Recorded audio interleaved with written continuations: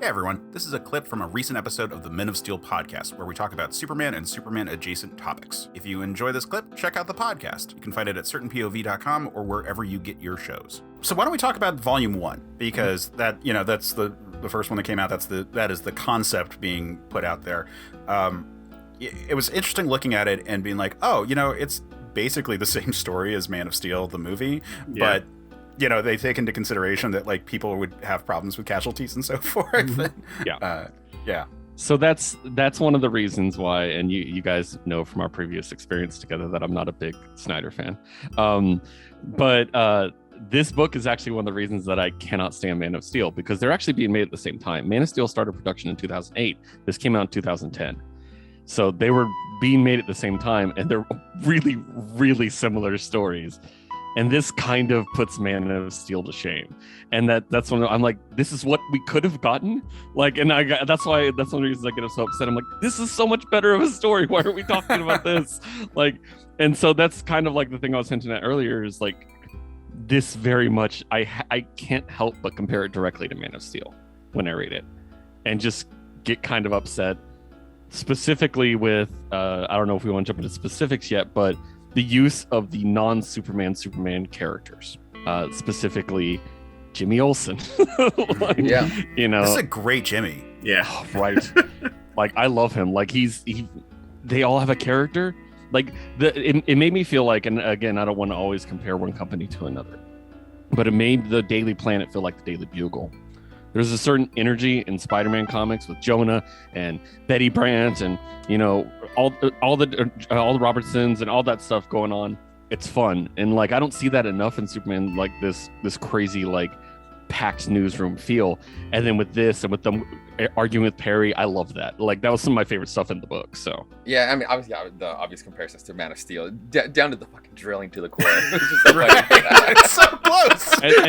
and the gravity ray. Yes. Yeah.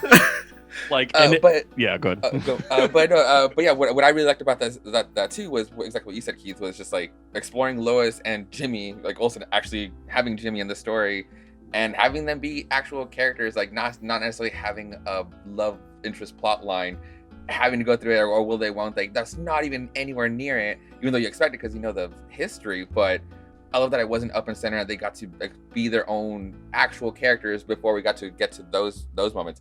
Spoiler, we don't even do, which is really cool, which is what I liked about the story. We actually take our time with these people.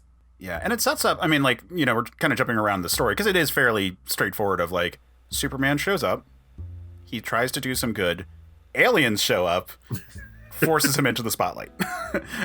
Like that structure of Man of Steel is pretty much 1-to-1 here. It's so close. It's so close. Specifically, aliens there only for him. Yes, yeah, yeah. When he shows up on the screen being we're looking for them, I'm like, wait, is this just Man of Steel? It's like the novelization. It's basically what it is. Kind of. Like sometimes the novelization's better than the movie.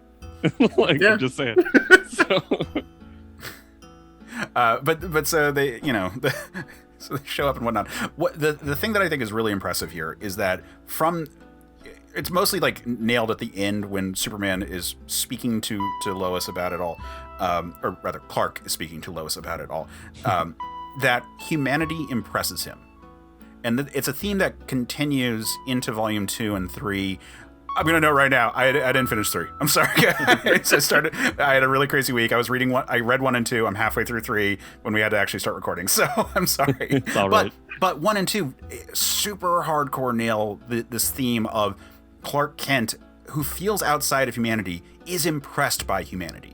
And I like that idea for one of the reasons why he feels he has to give of himself to humanity, because they are a thing that inspires him. Yeah, and going back to what you said earlier too about just like how this it's very small or like this Clark. I like that about this Clark too. That it was just he's obviously an alien. He's like you said, he's learning from humanity, but he's not like just weird. Like he's like he grew up with us, so he's able to have conversations. He's not just like, oh, I don't know about this. Like just like almost every other alien story. I like how grounded he is. Yeah, I think everything with a lot of good Superman stories, everything goes back to Mom and Pop Kent. Just the selflessness of two humans taking him in for no reason other than it's the right thing to do, kind of sets Clark from his earliest days on the right path.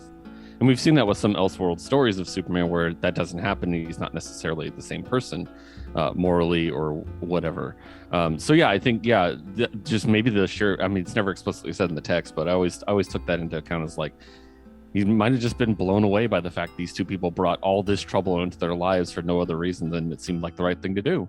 And that's just this first interaction with humans, you know what I mean? And that's amazing. So yeah, it's always a difficult line to walk when you try to discuss the alien nature of Superman, because like the original idea was that, he's just like us but super evolved.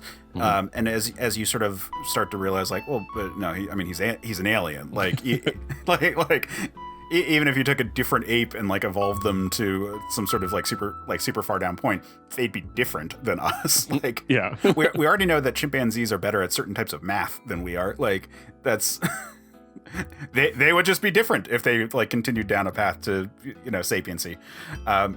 Did you guys ever read? There was a short story in this collection of prose superhero stuff from like the early 90s, late 80s. Called One of the Boys, where it's about this woman who becomes obsessed with a Superman type character, and she like figures out who he is and confronts him at his apartment, only to realize that the apartment is way too hot for people, that the food that he eats all smells terrible because it's like this weird mix of chemicals, and that he just doesn't understand people, and that he's just a superhero because that's a thing he can figure out. It's a place where he can feel like he belongs and he feels like he's doing the right thing, but he doesn't get it. like he doesn't get that she's coming on to him in the first place, because she like shows up and he like looks a little weird and his eyes look human enough, but like there's something wrong with the pupils and she can't put her finger on it, and like the way his like muscles twitch is like not human, and like when he's not wearing a costume you can see it, and so like you wouldn't notice it while like walking down the street, but if you're like in a room talking to him, you're like, something fucking weird about you guys. Yeah, it's funny. It's a little close to this book right here. Yes. Well, and yeah, exactly. That's the point. Like they work with that similar kind of idea here, and they don't cross into the like he's so alien that we can't understand him vibe, right. Because I think like that's too far for Superman. Like you can do that for an XP of Superman, for a Superman analog, but you can't do that for your main character. It's just not going to work. Yeah, so that's really cool. I'm gonna have to actually check that out. That sounded really interesting. But yeah, it's interesting because it's like, yeah, Superman has always been very human-like, and like you said, we've seen analogs that are different. Specifically, we can talk about Martian Manhunter, who can hide his appearance but doesn't naturally look like us, obviously. But yeah, this one, it was interesting because they do a really good job, even though he does look pretty human, of really emphasizing how, I guess the way you put it is, the world's not built for him. You know what I mean? Like the world, the entire world, not just the people, the entire world is fragile, and they focus on it in several different ways. And I think that's a really cool way of, even though he does look very similar to us, to emphasizing the otherness of Superman. So yeah, so we establish pretty early on that Clark is exceptional. He like our opening scene of him is him moving to Metropolis, and he crushes it as a football player. Is that it? But yeah, Metropolis Community College, or I couldn't, or Metropolis University. No, that's for the pros. Pros. That's for the pros. That's pro, yeah. Because there's a contract involved. You can't pay college students. Well, you can now, but. Well, yeah. But then he applies for all these different jobs. Like he solves an equation for what was something about salt, harvesting electricity from salt water. Yeah. And it's like, how long have they been working on it? And he like jots out like an equation, take it in there, and then like rush out. Like, can we offer you a job? And he just like they just show him going around, and he's like, this is where we're like, oh yeah, no, he's a Superman. Like he's good at literally everything, better than anyone could ever be. And I do always enjoy that take on Superman. I don't like dumb jock Superman. Like, and I was a little worried opening with the football scene that was how we were going to go. Like, oh, he's going to become a football player and he's going to like be a celebrity in some regard or something, or whatever. And I'm so glad that he like basically was like, I'm going to just put out some feelers and see what jobs want me, and see if I can get a vibe for if they like me. And, fortunately he decides not to go with any of the blood-sucking parasite organizations. He wants the girl that's playing hard to get. He doesn't want the ones that badly want him. He wants the one Right. that doesn't want him. He's like, wait a minute, what's wrong with you? Why don't you like me? No, I'm going for you. Like, Yeah, so- this is a Superman who must chase. He cannot be pursued. Exactly. That just made it weird. Yeah, no, I honestly, that was one of the first things that hooked me with the book when I first read it. Was I was like, yeah, if I had these powers, I would probably try to be a star football player too. And if I knew that, I would probably try to make a bunch of money. And then I was like, and he went on such a understandable path, I guess would be the word I'd use. And I was like, yeah, I would understand him doing that. And then I understand where he got to. It was a good way to address something that a lot of people would honestly do, and also tell it in a logical way that everybody would understand and say, yes, I might end up at this conclusion as well. So I really liked that, actually. And like, I have a soft spot for journalists, so the Daily Planet thing, I was just like, yeah, go there.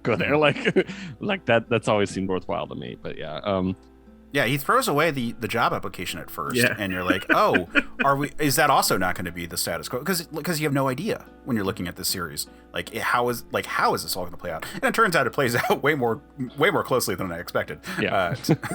To the usual Superman fare. But yeah, it really is just like the movie that I want. Yeah. He said it, and now I'm like thinking, I'm like, holy crap! I wish we could have gotten this movie. Or at the very least, like with the similarities being played out, like Sans Zod here, how the trilogy could have played out instead. Yeah. plus it's told in a linear style, so that's fun. Like, Yes. like, I'm not. That's my last take on Snyder. I promise. Never. Remember, if you like the clip, after you're done liking and subscribing, check out certainpov.com, where you can find more episodes of the show, as well as a ton of other great shows.